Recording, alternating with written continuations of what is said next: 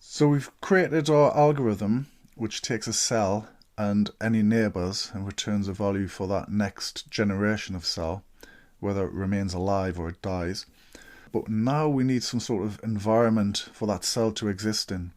So I think to keep things simple, we'll create one array and we'll take in a square root, and from that root we'll create a grid so we can deduce from the position of the array whether the cell is at the beginning of a column or the end of a column.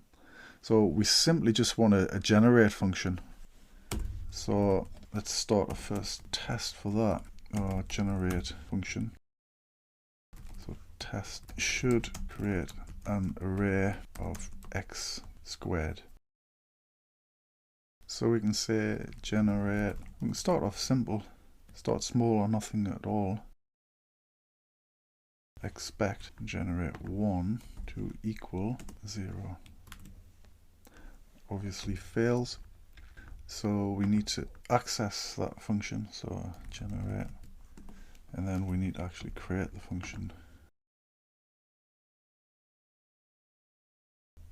Hey, let's duplicate that and then say let's take 2, generate 2 to equal 0, 0, and then 0, 0.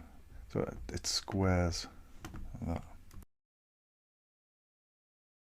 Again, with test-driven development, you start off with a specific and then get more to the generic.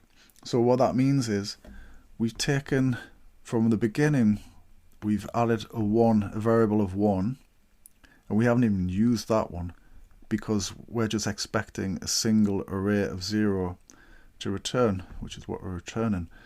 And then if you pass in 2, now we need to turn one condition into 2. So we can say the root, and because we can do root times root, and actually let's do this, I think fill it with zeros. We can go from specific to generic.